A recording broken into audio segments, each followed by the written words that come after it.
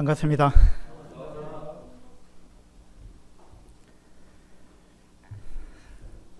오늘은 우리가 모르는 것들이라는 제목으로 말씀을 드리고자 합니다.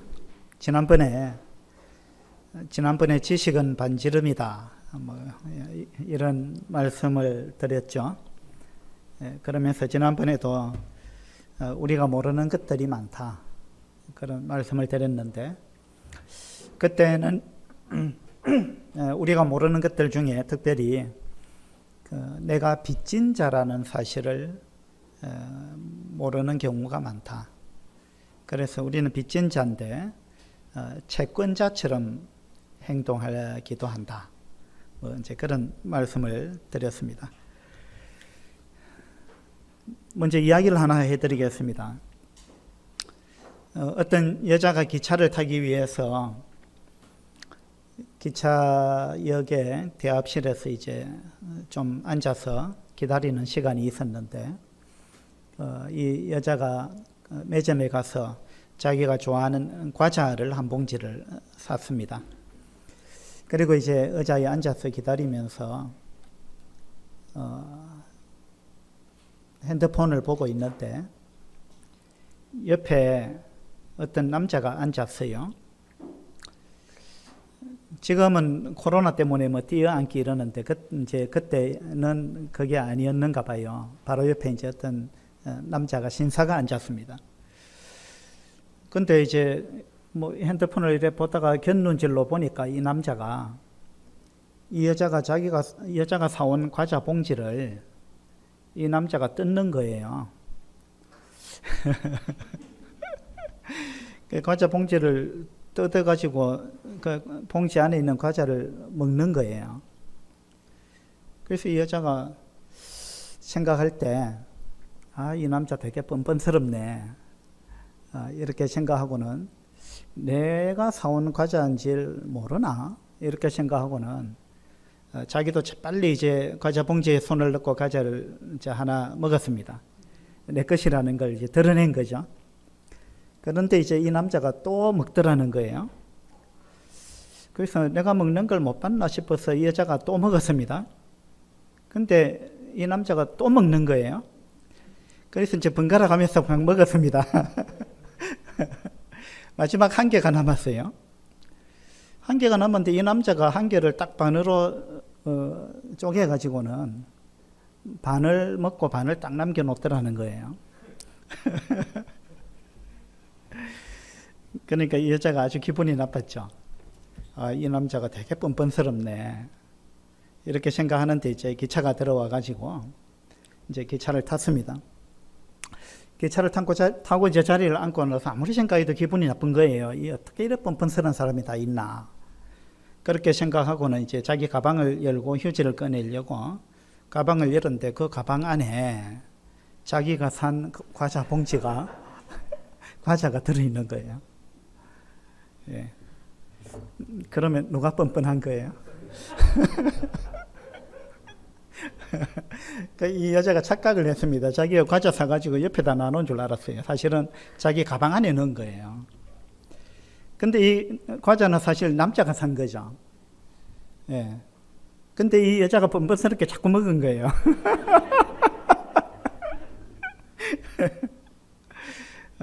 그러니까 이제 이런 경우들이 간혹 있죠. 이게 무슨 이야기냐 하면, 그 남자가 뻔뻔스러운 줄 알았는데 사실은 내가 뻔뻔한 사람이었다 라는 건데, 그걸 자기는 깨닫지 못했다라는 것이죠. 나중에야 깨달았습니다.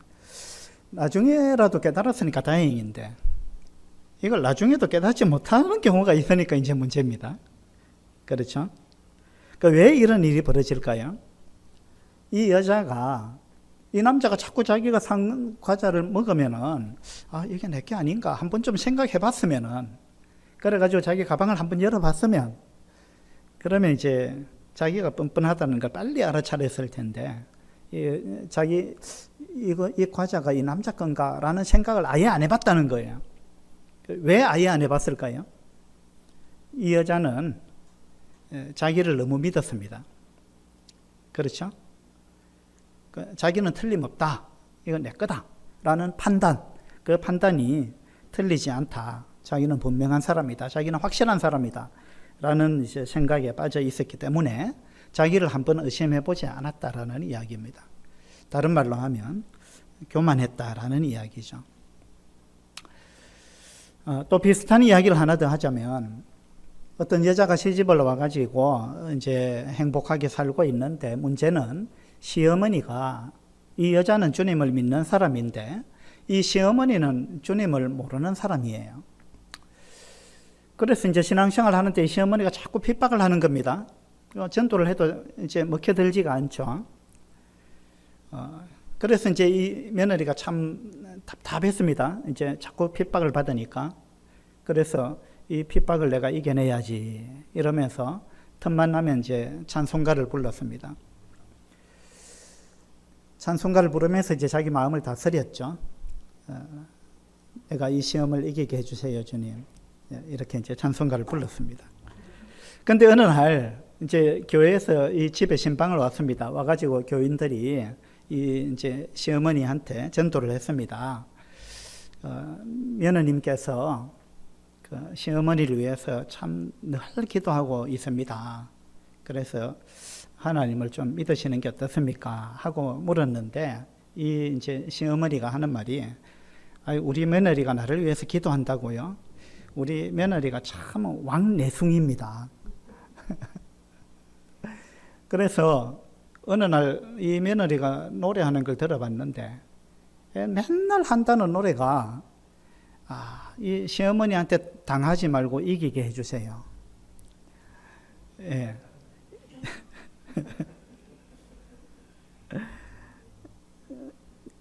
시어머니를 물리치게 해주세요. 그래서 내가 늘 승리하게 해주세요. 이런 노래를 부르더라는 거예요. 그래서 도대체 이게 무슨 말인가 싶어가지고, 그 노래 압니까? 한번 불러보세요. 이래 했더니만은 이 시어머니가 계속 들으면서 이제 노래를 익혔는가, 좀 이 노래를 불렀습니다. 어떻게 불렀느냐 하면, 너 시험일 당해 죄 짓지 말고, 시어머니한테 당해서 죄 짓지 말고, 너 용기를 다해 곧 물리쳐라, 시어머니를 물리쳐라. 너 시험일 이겨 새 힘을 얻고, 시험일을 이겨서 새 힘을 얻고, 주 예수를 믿어 늘 승리하라. 그래서 이제 시어머니를 맨날 이겨서 늘 승리해라. 시어머니한테 당해서 죄를 짓지 말고 시어머니를 용기를 다해서 물리쳐라. 맨날 이런 노래를 부르, 시어머니한테 이기게 해달라. 그런 노래를 이제 부르더라. 그렇게 이 시어머니가 이야기를 했답니다. 오해죠, 오해. 그러면 이제 첫 번째 제가 이야기했던 그 역대합실에 있었던 그 여자, 그 여자는 뭘 몰랐습니까? 그 여자는 이제 자기 자신을 너무 확신했죠. 그래서 자기도 실수할 수 있다라는 걸 몰랐습니다. 그럼 이 시어머니는 지금 뭘 모르는 거예요? 이 시어머니는 자기 며느리가 어떤 사람인지를 몰랐습니다. 그 상대방에 대해서 잘 모르고 오해를 했습니다. 그렇죠? 그래서 이제 우리가 참 모르는 것들이 많이 있습니다. 그 중에 우리는 우리 자신을 너무 모른다. 그걸 이제 지난번에 말씀을 드렸습니다. 우리는 우리 자신을 모를 뿐만 아니라 다른 사람도 몰라요. 그래서 자꾸 오해를 합니다. 그 다음에 이제 우리는 또 하나님의 뜻을 잘 모르고, 또 그래서 우리한테 일어나는 어떤 일에 대해서 내한테 일어나는 이 일에 대해서 의미를 잘 모르는 거예요. 그래서 이런 거 생각하면은 우리는 참 너무 모른다. 예. 너무 모르니까 교만하니까, 그죠? 하나님을 원망하고, 다른 사람한테 불평하고, 다른 사람 미워하고, 이런 일이 벌어진다는 거예요. 모르기 때문에. 그래서 우리가 내 자신을 정말 알고 내가 얼마나 연약한가, 내가 얼마나 부족한가, 내가 얼마나 좀 모자라는 사람인가, 내가 얼마나 못난 사람인가, 이런 걸 내가 알면 겸손해지고, 그 다음에 다른 사람도 나처럼 좋은 마음을 갖고 있다. 또 성도들 간에도 내가 주님 사랑하는 것만큼 다른 사람도 주님 사랑한다. 이런 걸 알면, 그런 걸 알면 우리가 겸손해지는데, 내가 제일 주님 사랑하는 것 같으니까 교만한 거예요. 다른 사람 무시하는 거죠. 다른 사람에 대해서 잘 모르는 거예요. 그 다음에 나한테 왜 이런 환경이 주어졌는가, 나한테 왜 이런 고난이 닥쳤는가, 이런 부분에 대해서 하나님의 뜻을 모른다는 거예요. 그러니까 이제 하나님을 원망하기가 쉽다는 겁니다. 역대하 28장을 한번 보도록 합시다.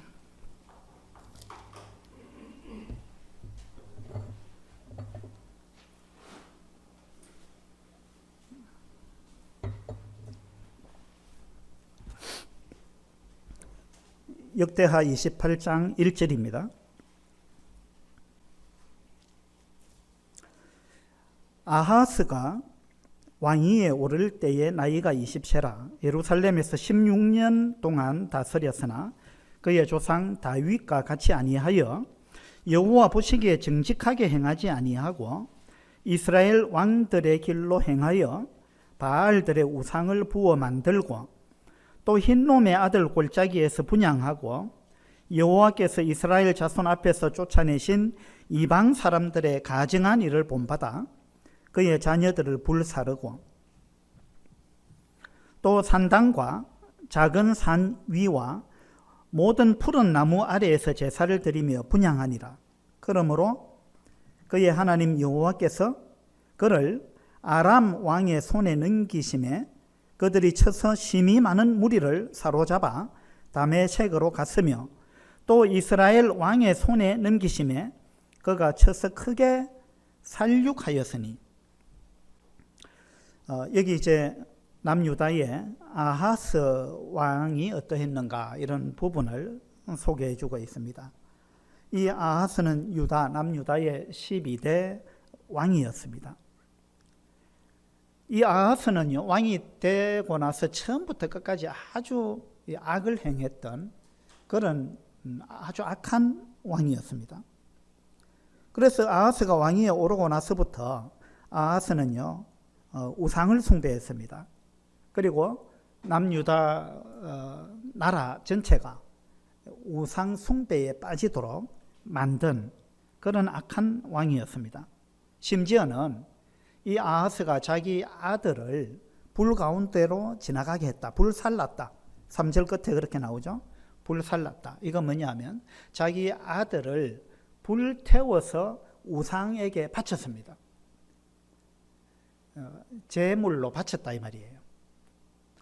이런 이제 아주 악행을 행했던 왕이 아하스 왕입니다.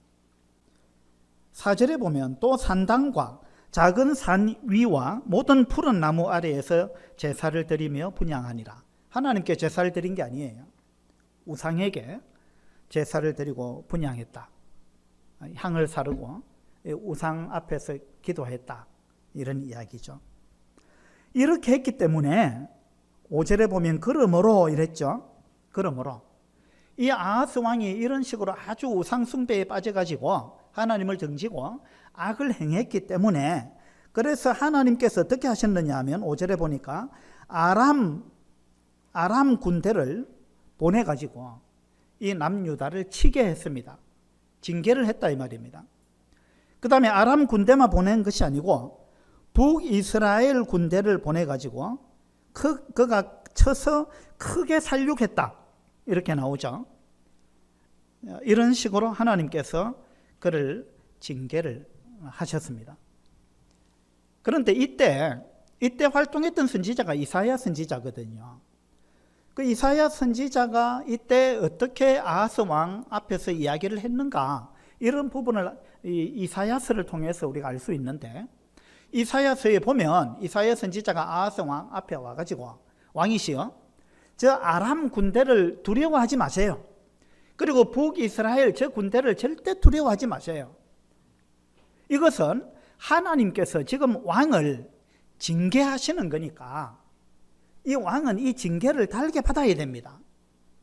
그리고 이 징계를 받으면, 징계를 달게 받으면 결국은 왕한테 좋은 결과가 올 것입니다. 그러니까 하나님께서 지금 아람 군대와 북이스라엘 군대를 가지고 왕을 징계하는데 이건 왕을 죽이려고 하는 게 아닙니다. 하나님께서 왕을 적당히 징계하시고 난 다음에 이 왕이 이 징계를 잘 받으면 하나님께서 더 큰 복을 주시려고 하나님께서 이렇게 하시는 거니까 두려워하지 마세요. 이 징계를 그냥 받아들이세요. 이렇게 이야기를 했습니다. 그러면서 이사야 선지자가 한 말이, 저 북이스라엘과 아람의 군대는 무엇과 같으냐 하면, 이사야서 7장에 우리 수요일날 공부했죠. 무엇과 같아 그랬어요. 연기나는 두 부지깽이 거루터기와 같아, 이렇게 이야기했습니다. 저 아람의 군대가 막강한 것 같은데 또 북이스라엘 군대가 아주 막강한 것 같고 이 막강한 두 군대가 쳐들어오는데, 그런데 왕은 겁낼 필요가 없습니다. 왜냐하면 하나님께서 통제하셔가지고 적당히 징계하고 이들이 돌아가게 할 것입니다. 하나님이 그 이야기예요. 그래서 이 두 군대는 무엇과 같았냐면 연기 나는 두 부지깽이와 같아. 부지깽이가 뭔지 알아요? 예, 젊은 사람들은 잘 모를 수 있는데, 예, 옛날에 아궁이에 불 뗄 때 그 나무 토막 가지고 이렇게 불 뗄 때 이제 아궁이에 이렇게 휘젓기도 하고 뭐 나무 끌어 넣기도 하고 뭐 하는 게 이 부지깽이잖아요. 예. 그런데 이 두 군대는 무엇과 같았냐 하면 연기 나는 두 부지깽이. 그러니까 지금 반쯤 타들어갔다, 연기 난다, 이 말은 지금 타고 있다는 거예요. 그러니까 온전한 부지깽이도 아니고 지금 반쯤 타들어간 그 연기 나는 두 부지깽이에 불과하다. 그러니까 겁낼 필요가 없다, 그 말이에요. 근데 그냥 연기 나는 타다가만 그런 부지깽이 정도가 아니고 연기 나는 두 부지깽이의 거루터기와 같아, 이렇게 이야기했습니다. 그러니까 거루터기와 같아, 이 말은, 거루터기는 뭡니까?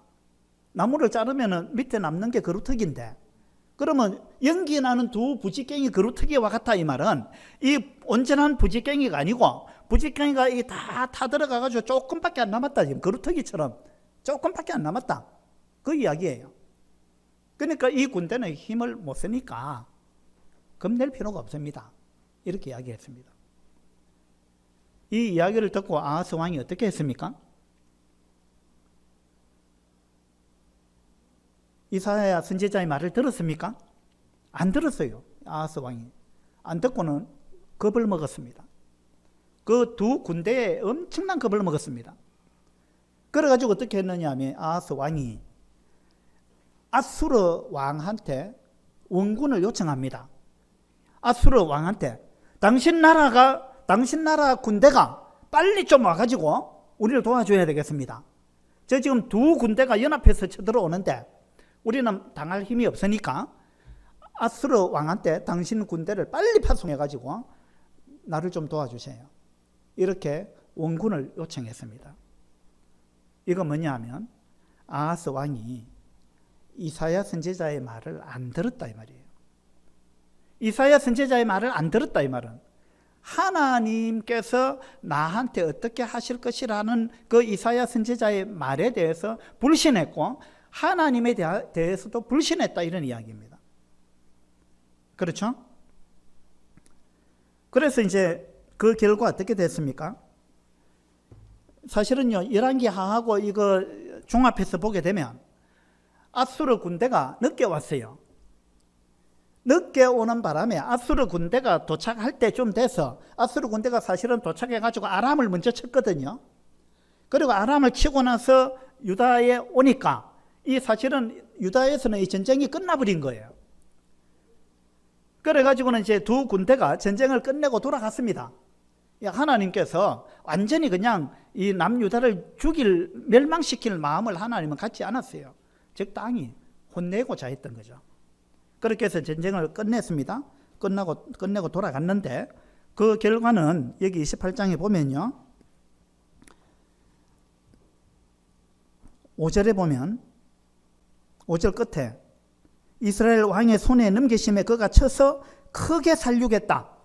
그래서 죽은 사람들이 많이 있었다. 그런 이야기입니다. 그 다음에 6절에 보니까 북이스라엘도 와가지고 남유다의 용사 12만 명을 죽였습니다.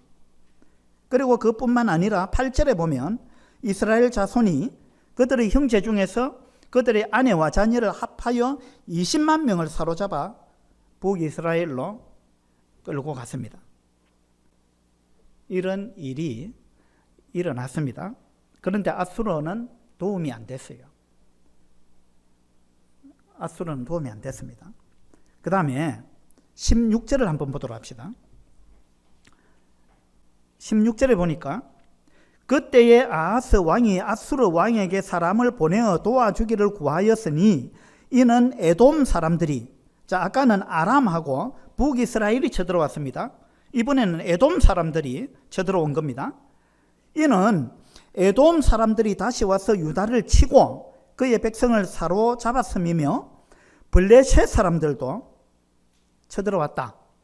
그래서 에돔 사람들하고 블레셋 사람들이 쳐들어오니까 16절에 아하스 왕이 아수르 왕에게 사람을 보내서 도와주기를 구하였다 이 말입니다. 그러면 이 아하스 왕이 아수르한테 도움을 지금 몇 번째 요청한 거예요? 이 두 번째입니다. 두 번째 요청했어요. 이것이 이제 심각한 거예요. 무슨 말이냐 하면 아하스 왕은 뭘 지금 몰라요. 아하스 왕이 뭘 모르느냐 하면 우리는 다 뭘 모르는 사람들이에요. 그런데 아하스 왕이 지금 뭘 모르는가? 이걸 보면서 우리 자신을 한번 돌아보자 이런 이야기입니다.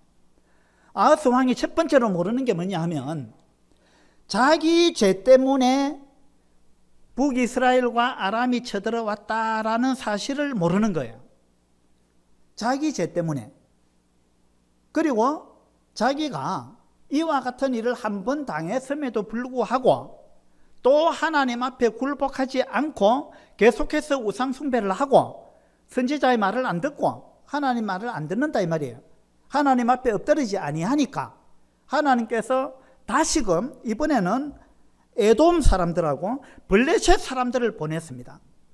그런데 이사야 선지자가 이번에도 내가 잘못해가지고 하나님이 나를 징계하시는구나 이걸 못 깨달았다 이 말이에요. 이 아하스는 지금 굉장히 우둔해요. 뭘 못 깨닫느냐 하면 자기 자신을 모른다는 거예요. 자기한테 잘못이 있기 때문에 하나님이 지금 나를 징계하시는 건데 그런데 이걸 못 깨닫는 거예요. 그래가지고 이걸 깨달았다면 이걸 깨달으면 문제 해결은 간단합니다. 하나님 앞에 딱 엎드리면 돼요. 하나님 내가 잘못했습니다 하고 딱 엎드려서 하나님 저를 용서해 주세요 하고 하나님 앞에 기도하고 딱 엎드리면 하나님께서 하나님 마음이 약한 분이거든요. 부모들도 마찬가지입니다. 부모들이 굉장히 무서워 보이도 자식의 입장에서 볼 때 부모가 무서워 보이도요. 자식이 부모 앞에 딱 엎드려 빌면은 부모가 마음이 약해집니다. 맞죠? 우리 며느리도 보니까 우리 손자가 뭐 잘못하면 혼을 내야 된다 이러니까 혼을 내는데 마음이 아파갖고 엄마가 마음이 아파갖고 혼을 제대로 내지를 못해요. 그 혼을 내면서 자기가 먼저 운다 하더라고요. 그게 부모의 마음이에요. 부모는 자식을 혼을 내지만 그러나 자식을 죽이려고 혼내는 게 아니잖아요. 하나님도 마찬가지입니다. 하나님도 우리를 혼냅니다. 우리를 징계합니다. 그런데 우리를 죽일 마음을 갖고 징계하는 게 아니에요. 적당히 징계하는 거예요. 그래서 우리가 감당치 못할 시험 당함을 하나님이 허락하지 않는다 이렇게 말씀하셨잖아요. 그리고 우리가 시험을 당할 즈음에 하나님은 피할 길을 내신다 이랬잖아요. 그것이 하나님의 마음입니다. 그것이 부모의 마음이에요. 그런데 아하스는 지금 자기 자신이 잘못해갖고 내가 징계를 받는구나 이걸 깨닫지는 못했습니다. 하나님은 그걸 깨달으라고 힌트를 하나 주셨어요. 그게 뭐냐 하면 첫 번째 북왕국하고 그 다음에 북왕국하고 아람 군대가 쳐들어왔을 때, 그래가지고 20만 명이 잡혀갔잖아요. 북왕국에. 20만 명이 잡혀갔을 때 하나님께서 아하스 왕한테 좀 힌트를 줬어요. 너가 좀 깨달아라. 그래가지고 어떻게 힌트를 줬느냐 하면, 그 오뎃이라는 선지자를 통해 가지고 북왕국을 꾸짖었습니다. 그래가지고 북왕국에서요, 이 사로잡아간 20만 명 포로를 되돌려 줬습니다. 되돌려 줬어요. 이걸 되돌려 받기 위해서 아하스 왕이 뭘 한 거 있습니까? 아무것도 안 했어요. 그런데 20만 명이 잡혀갔는데 20만 명이 되돌아오는 거예요. 이거는 하나님이 하시지 않으면 있을 수 없는 일이에요. 어느 나라 군대가 포로로 잡아간 사람을, 포로를 갖다가, 그것도 포로로 잡아갈 때는 막 빨가벗겨 갖고 잡아가고 끌고 가고 막 이랬는데, 돌아오는데 보니까 옷을 다 입혀가지고 신발을 신겨가지고, 예, 그래가지고 그냥 가라 한 것도 아니고 남유다까지 인도를 해갖고 안내를 해갖고 에스코트를 해가지고, 그래가지고 남유다에 딱 갖다 주고 돌아갔다 이 말입니다. 20만 명을. 세상에 이런 일이 어디 있습니까? 아하스 왕이 이걸 본 거예요. 이걸 봤으면, 아, 이건 하나님의 역사구나. 하나님께서 진노 중에도 긍휼을 잊지 아니하시는 분이구나. 이 사실을 하나님은 아하스 왕이 깨닫기를 원했습니다. 그런데 아하스 왕은 이와 같은 일을 경험하면서도 못 깨닫는 거예요. 경험하면서도. 이게 아하스 왕이 정말 우둔하다는 거예요. 미련하다는 거예요. 그러면 아하스 왕만 그러냐면 우리도 그렇다는 거예요. 우리도 하나님께서 종종 힌트를 주십니다. 너 왜 그걸 못 깨닫냐? 내가 널 죽이려고 하는 게 아니다. 나 널 사랑한다. 그래서 내가 너한테 좋은 걸 주려고 지금 이래 하는 거다. 내가 좋은 걸 주고 싶은데 네가 먼저 좀 돌이켜야 되니까, 이 부분 네가 좀 돌아서야 되니까, 네가 잘못한 걸 네가 깨닫고 이 부분을 고치기를 나는 원한다. 그리고 그 다음에 내가 너한테 더 좋은 걸 주려고 한다. 이것이 하나님의 마음이에요. 그런데 우리 이걸 못 깨닫는 거예요. 아하스가 그랬습니다. 그래가지고 이 아하스 왕이 하나님 앞에 계속 잘못하니까 하나님이 또다시 징계를 하는 거예요.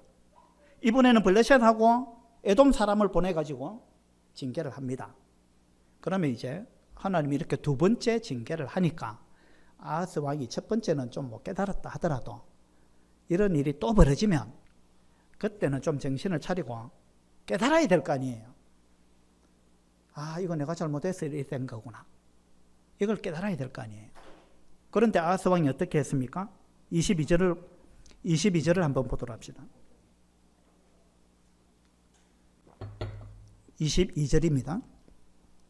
이 아하스 왕이 공고할 때에 더욱 여호와께 범죄하여 이랬습니다. 고통이 오니까 하나님은 우리한테 고통을 허락하시는 이유가 있습니다. 왜? 너 좀 깨달아라. 그래서 네가 지금 잘못된 길에서 돌이켜라. 그것 때문에 하나님은 우리한테 고통을 주는 겁니다. 부모가 자식한테 채찍질을 할 때 똑같은 이유입니다. 그렇죠? 돌이키라고. 잘못을 좀 깨달으라고. 네가 이런 식으로 가면 안 되니까. 그래서 돌이키라고 채찍질을 하는 겁니다. 징계를 하는 거예요. 하나님도 마찬가지입니다. 하나님께서 두 번째 징계를 했는데 아하스는 이걸 깨닫지 못해가지고 또 아수르 왕한테 보내가지고 우리를 도와달라. 또 아수르 왕한테 도움을 구했습니다. 하나님께 도움을 구해야 되고 하나님께 엎드려야 되는데 아수르 왕한테 도움을 구했다 이 말입니다. 첫 번째 아수르 왕한테 도움을 구해가지고 도움을 받았느냐 하면 제대로 도움을 못 받았습니다. 그런데 두 번째 또 그랬다는 거예요. 또 아수르 왕한테 도움을 구했습니다. 그런데 아수르 군대가 오긴 왔어요. 와서 어떻게 했습니까? 와가지고 오히려 20절에 보면 아수르 왕 디글랏 빌레셀이 그에게 이르렀으나 돕지 아니하고 도리어 그를 공격하였더라. 아수르 군대가 와갖고 유다를 도와준 게 아니고요. 돕는 척하면서 사실은 유다를 공격했습니다. 이쯤 되면 아하스 왕이 이 사람 내가 도움이 될 줄 아는데 전혀 도움이 안 되는구나. 이걸 빨리 깨달아야 될 거 아니에요. 그죠? 그런데 그렇게 이것까지도 못 깨달았습니다. 그래가지고 22절에 보니까 이 아하스 왕이 공고할 때에 더욱 여호와께 범죄했다. 우리도 공고할 때가 있습니다. 우리 살아가다 보면 정말 고통스러운 경험을 할 때가 있어요. 왜 이렇게 일이 안 풀리는가? 왜 나한테 이런 일이 닥치는가? 그죠? 첩첩산중인 것 같고 도저히 그냥 출구가 없는 것 같고 왜 나한테 이런 일이 닥치는가? 남들은 안 그런 것 같은데 왜 나한테 이런 일이 닥치는가? 이런 생각이 들 때가 있습니다. 이거 누구나 다 경험하는 일이잖아요. 그러면 공고할 때 엎드려야 되는데 이 아하스 왕이 정말 잘못한 거는 공고할 때 더욱 하나님 앞에 더 잘못하는 거예요. 더 잘못했습니다. 그렇게 해서 아하스 왕이 어떻게 했습니까? 24절에 보니까 아하스가 하나님의 전의 기구들을 모아 하나님의 전의 기구들을 부수고 또 여호와의 전 문들을 닫고 예루살렘 구성마다 제단을 쌓고 우상의 제단을 더 많이 쌓았습니다. 정말 어리석은 거예요. 공고할 때 더욱 여호와 앞에 잘못했는데 범죄했는데 그것 중에 결정적인 것이 뭐냐면요, 여호와의 전 문을 닫아버렸다는 거예요. 바둑을 두면요 악수라는 게 있습니다. 악수는 이제 나쁜 수를 뒀다 이 말이죠. 근데 악수를 몇 번 두다가 마지막에 결정적인 악수를 두는 경우가 있습니다. 그걸 뭐라 하는지 아십니까? 그걸 바둑 용어로 패착이라 그래요. 패착. 그 결정적인 마지막 악수 있잖아요.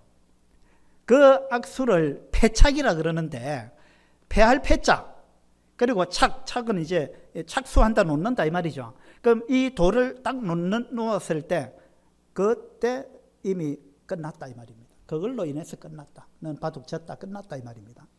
그걸 패착이라 그래요. 이 아하스 왕이요 악수를 몇 번 뒀잖아요. 악수를 몇 번 뒀는데 마지막 패착이 뭐냐 하면 결정적인 악수, 돌이킬 수 없는 결정적인 악수가 뭐였느냐 하면 여호와의 전의 문을 닫아버렸다는 거예요. 이건 아주 심각한 것입니다. 여호와의 전의 문을 닫아버렸다 이 말은 하나님 더 이상 나 하나님 앞에 안 가겠습니다. 나는 하나님 앞에 이제 기도 안 하겠습니다. 하나님하고 이제부터는 별 상관이 없습니다. 이제 난 내 마음대로 하겠습니다. 완전히 하나님 앞에 반항해버린 거예요. 문을 닫아버렸다. 이것은요 하나님께서 나한테 어떤 그 진노 가운데도 긍휼을 베푸시는 분이 하나님인데 그런데 그 긍휼도 나는 원하지 않습니다. 그 말입니다. 하나님의 은혜를 거부해버린 거예요.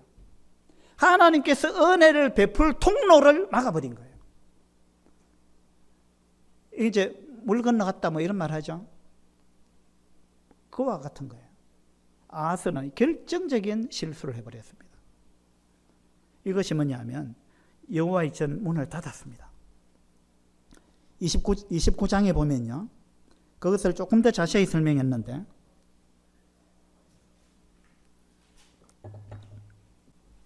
29장 6절입니다.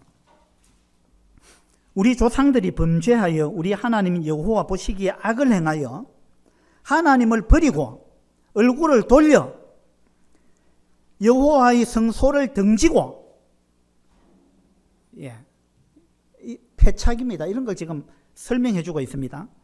또 낭실문을 닫으며 등불을 끄고 성전에 있는 등불을 껐다 이 말입니다.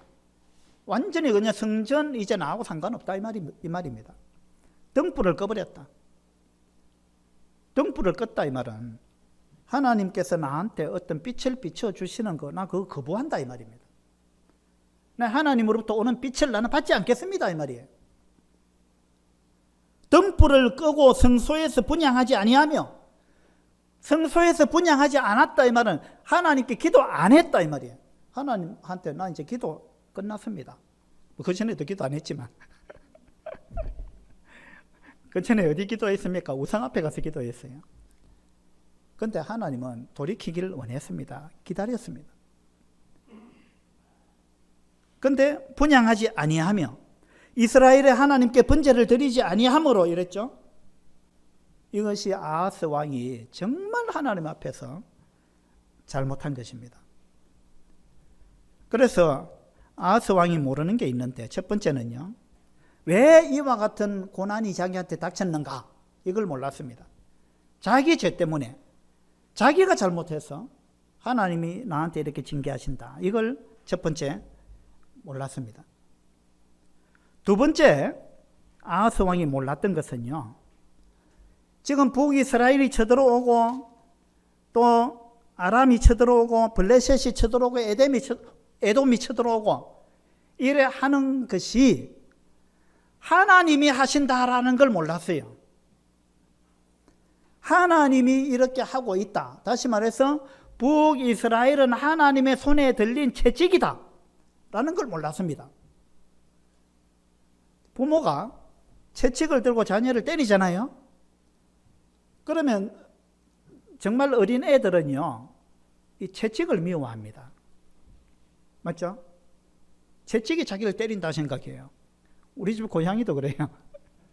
우리 집 고양이는 이거 청소기 소리를 굉장히 무서워합니다. 어제도 제가 장난을 좀 쳤는데, 청소기를 들고 고양이 앞으로 이래 가면은 고양이는 지금 내가 그렇게 한다는 걸 몰라요. 멍청하게 청소기만 쳐다보고 청소기를 미워해요. 그 청소기하고 싸웁니다. 그 어린애들도 그러거든요. 그래서 어린애를 손으로 때리지 말라는 말이 그 말입니다. 손으로 때리면 이 부모의 손을 미워합니다. 그런데 해초리를 갖고 때리면 부모를 미워하지 않습니다. 어쨌든 간에 지금 이 쳐들어온 군대들은요, 하나님의 손에 들린 막대기고 하나님의 손에 들린 채찍이에요. 그런데 지금 아하스는 이걸 몰라요. 그래서 아하스가 어떻게 합니까?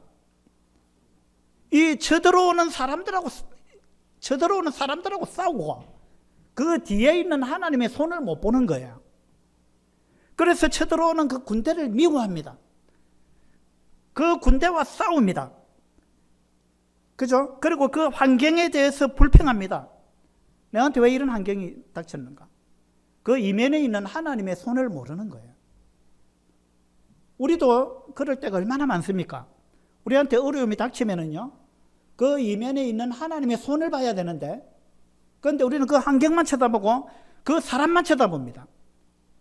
나하고 지금 관계가 어려운 어떤 사람, 하나님이 지금 허락해가지고 나를 고치려고 하는 건데, 우리는 그 사람을 쳐다봅니다. 그 사람을 미워해요. 그렇죠? 부부싸움도 똑같습니다. 왜 부부싸움을 자주 하느냐? 내한테 뭐가 있기 때문에 하나님이 나의 뭐를 다듬어서 둥그스름하게 만들려고 지금 나의 아내를 또는 나의 남편을 하나님이 도구로 사용하시는 거예요. 도구로. 그런데 우리는 그걸 몰라요. 아하스가 굉장히 무지한 거예요. 그렇죠? 자, 28장 다시 한번 봅시다. 28장 9절에 보면요, 그곳에 여호와의 선지자가 있는데 이름은 오뎃이라. 그가 사마리아로 돌아오는 군대를 영접하고 그들에게 이르되, 너희의 조상의 하나님 여호와께서 유다에게 진노하셨으므로, 지금 북왕국의 그 군인들을 향해서 지금 이 선지자가 하는 말이에요. 그들이 남왕국의 유다에 20만 명의 포로를 잡고 돌아오는데, 이 오뎃 선지자가 북왕국의 군인들을 보고 하는 말입니다. 지금 너희들 교만하면 안 된다. 왜냐하면 이 일이 어떻게 해서 벌어졌느냐 하면, 남유다가 하나님 앞에 우상 숭배하고 잘못해가지고, 그래서 하나님께서 유다를 징계하기 위해서 너희들을 들어서 쓰셨을 뿐이다. 너희가 의롭기 때문에, 너희가 잘나서 너희가 전쟁에서 이긴 게 아니다. 이것은 하나님께서 남유다를 지금 징계하기 위해서 너희들을 들어서 섰을 뿐이다. 너희들은 도구에 불과하다. 그 이야기를 지금 하는 겁니다. 다시 봅시다. 너희 조상의 하나님 여호와께서 유다에게 진노하셨으므로 너희 손에 넘기셨거늘 너희의 노기가 충천하여 살육하고.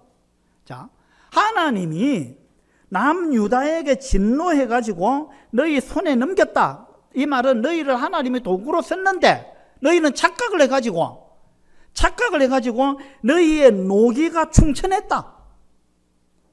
충천해가지고 살육했다. 10절에 봅시다. 이제 너희가 또 유다와 예루살렘 백성들을 압제하여 노예로 삼고자 생각하는도다. 그러나 너희는 너희 하나님 여호와께 범죄함이 없느냐. 결정적인 한 방을 먹였습니다. 이 선지자가. 너희는 지금 굉장히 어리석다. 너희 굉장히 무지하다. 지금 뭐가 무지하냐 하면 너희가 잘나서 이긴 줄 아는데 그거 아니다. 하나님께서 남유다를 징계하기 위해서 너희를 도구로 썼을 뿐이고, 너희가 올바르기 때문에, 너희가 더 낫기 때문에 그래 한 게 아니다. 그런데 너희들은 이걸 깨닫지 못해가지고 너희가 노기가 충천했다. 이 말은 너희가 마치 심판자나 되는 것처럼, 그건 착각이다 이 말입니다. 너희가 심판자 행세를 하면 안 된다 이 말입니다. 우리도 똑같아요. 자, 부부 싸움이 막 일어났다. 그러면 우리가 빨리 깨달아야 되는 게, 하나님이 지금 나를 고치려고 하시는구나. 저 사람을 통해서, 저 사람을 도구로 써서 나를 징계하시는구나. 나를 고치려고 하는구나. 이걸 빨리 깨달아야 됩니다. 그러면 상대방은 또 어떻게 생각해야 돼요? 상대방도 똑같은 겁니다. 둘 다 괴롭잖아요. 그러면 상대방도 어떻게 생각해야 되느냐 하면, 내 배우자를 하나님의 도구로 사용하셔서 나를 다듬고자 하시는구나. 그런 다음에 나한테 나중에 더 큰 복을 주시려고 하는 거구나. 이걸 빨리 깨달아야 되는 거예요. 그 다음에 또 깨달아야 되는 게 뭐냐 하면, 그러니까 나도 하나님의 손에 들린 도구구나. 내가 잘나서가 아니고 하나님이 나를 그냥 도구로 사용하시는 거구나. 이걸 빨리 깨달아야 되는 거예요. 그러면 내가 하나님의 손에 들린 도구라면 내가 잘나서가 아니고 하나님이 그냥 나를 잠시 도구로 쓰시는 것에 불과하구나. 이걸 깨달으면 내가 심판자가 되면 안 된다 이 말이에요. 내가 잘나가지고 저 사람은 지금 상당히 문제가 많고 나는 잘났기 때문에 내가 저 사람을 심판해야 된다. 이렇게 생각하는 것은 엄청난 교만이라는 것입니다. 이 지금 북이스라엘의 군인들이 이렇게 했다는 거예요. 노기가 충천했다 이 말이에요. 노기가 충천해가지고 완전히 그냥 심판하려고 덤벼들었다는 거예요. 자기가 재판장이 되려고 했다는 거예요. 이거는 오버한 겁니다. 그죠? 우리가 무지하기 때문에. 이 분수를 모르는 거예요. 수학을 못하면 분수를 모른다 이러던데. 국어를 못하면 주제 파악을 못한다 이러던데. 그러니까 이거는요, 교만하면 이렇게 되는 거예요. 그러니까 이 북왕국도 교만했습니다. 남왕국의 아하스 왕도 교만했고, 그러니까 이 역대하 28장을 통해서 우리가 많은 교훈을 받아야 돼요. 너나 할 것 없이 우리는 교만하다 이 말입니다. 너나 할 것 없이 우리는 무지하다 이 말이에요. 그래가지고는 노기가 충천해갖고 살육하고 막 이렇게 했는데 압제해가지고 노예로 삼고자 막 끌고 왔습니다. 누구를? 자기 형제를. 남왕국이든 북왕국이든 형제지간이잖아요. 형제를 노예로 삼고자 끌고 왔다 이 말입니다. 그러니까 오대 선지자가 딱 보니까 기가 찬 일이에요. 그래서 선지자가 한 말은, 너희는 너희 하나님 여호와께 범죄함이 없느냐? 이렇게 꾸짖었습니다. 주제 파악을 하라는 거예요. 이건요, 부부 싸움할 때도 똑같습니다. 부부뿐만 아니라 누구든지 우리가 갈등 관계에 있을 때 우리는 반드시 이걸 기억해야 됩니다.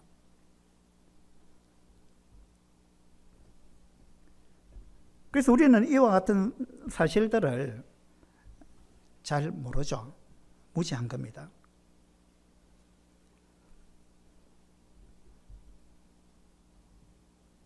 그리고 그들이요, 정말 모르는 것이 이제 하나님의 마음이 어떠한지를 잘 몰라요. 하나님의 마음을. 시편 107편을 한번 보도록 합시다. 시편 107편 1절입니다. 여호와께 감사하라. 그는 선하시며 그 인자하심이 영원하미로다. 자, 하나님께 감사하라 이랬습니다. 왜냐하면 하나님은 선하신 분이다. 하나님은 언제나 선하신 분이다 이 말입니다. 우리 이걸 믿어야 돼요. 그래서 시편 107편에서는요. 너한테 무슨 일이 일어나더라도 너는 하나님께 감사해야 된다. 왜냐하면 너한테 무슨 일이 일어나더라도 하나님은 선하신 분이기 때문에 그렇다. 그 말이에요. 시편 107편을 쭉 보세요. 많은 고통이 일어나고 있습니다. 여러 가지 고통이 막 찾아옵니다. 그런데도 불구하고 감사해야 된다. 왜냐하면 하나님은 선하시기 때문이다. 그 다음에 하나님은 인자하시기 때문이다. 그렇게 이야기를 하고 있습니다. 하나님이 인자하십니다. 하나님은 은혜와 자비를 베푸시는 그러한 분입니다. 하나님은 사랑이 많으신 분이에요. 진노 중에도 긍휼을 잊지 아니하시는 분입니다. 그런 분이 하나님입니다. 그러니까 나한테 엄청난 고통이 닥쳐온다 할지라도 정말 죽을 것 같은 고통, 도저히 답이 없고 길이 없는 것 같은 그런 고통이 닥쳐온다 할지라도 하나님은 그거 다 보고 계십니다. 하나님은 또 거기에 대한 답을 갖고 계십니다. 문제는 우리가 하나님의 선하심을 안 믿기 때문에, 하나님의 인자하심을 안 믿기 때문에, 그래서 우리는 계속 악수를 둡니다. 그 다음에 패착을 둔다 이 말입니다. 그러면 결과는 뭡니까? 아하스처럼 그냥 멸망하는 거예요. 망하는 거예요. 하나님은 그걸 통해서 복을 주시려고 복의 보따리를 들고 하나님의 대기하고 계시는 거예요. 네가 이것만 네가 돌이키면 내가 엄청난 복을 줄 것이다 하면서 하나님 보따리를 들고 계시는 거예요.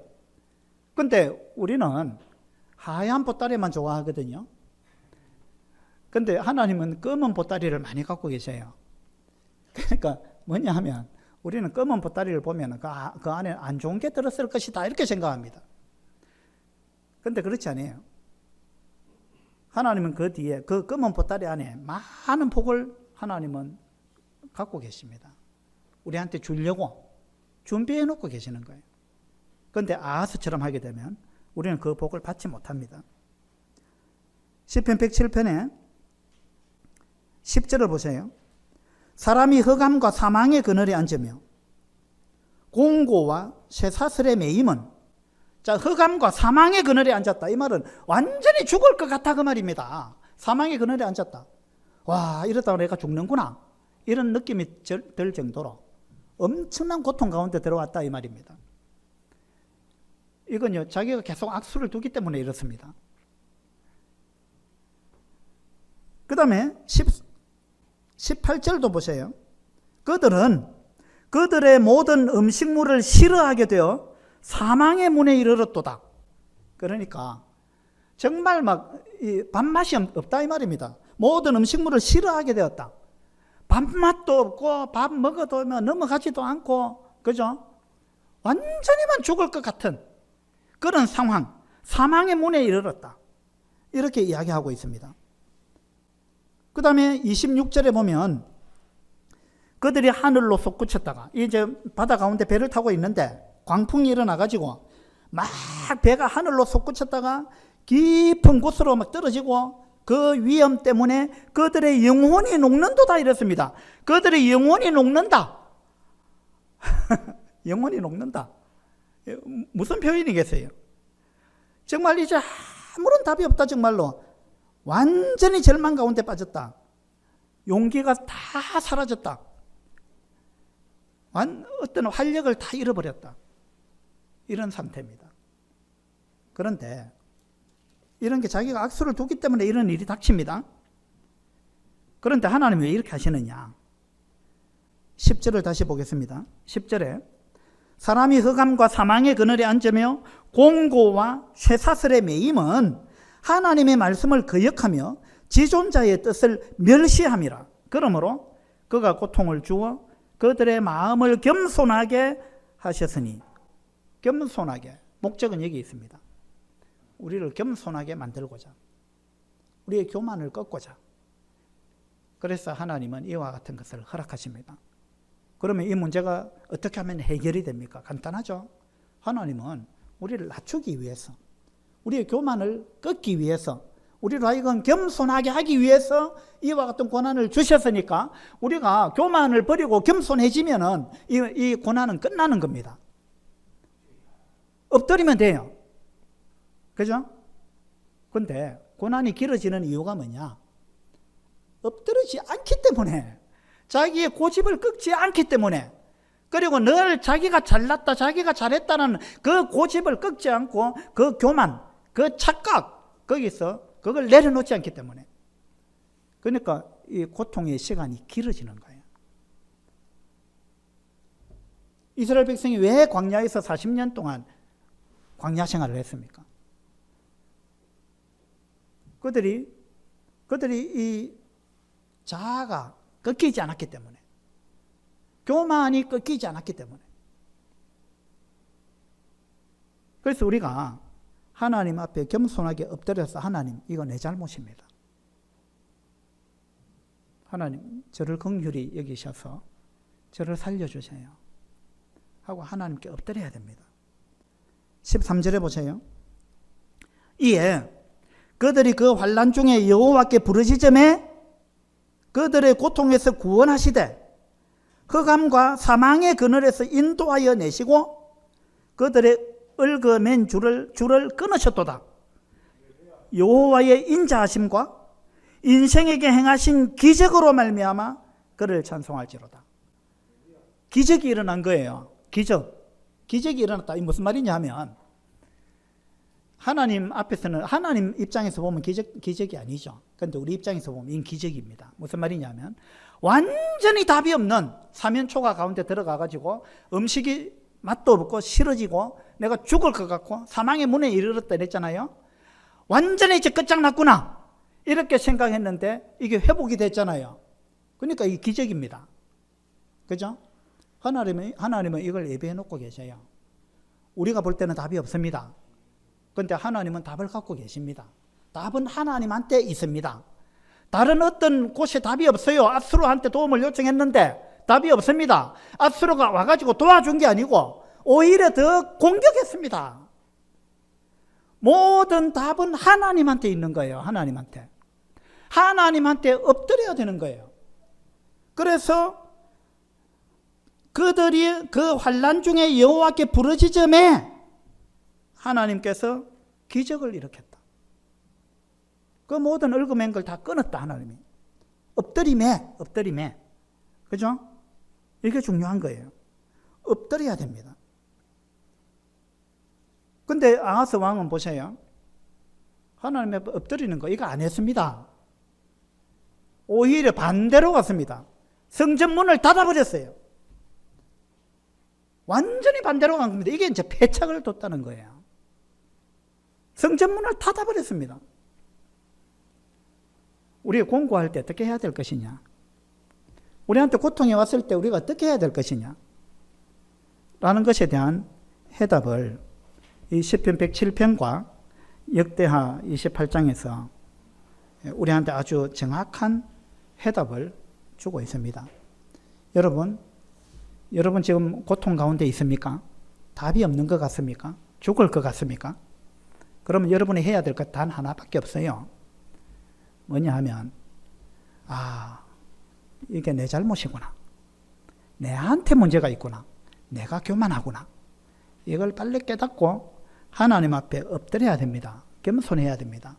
하나님 앞에 엎드려서 이 시편 107편에 나오는 것처럼 여호와께 부르짖어야 됩니다.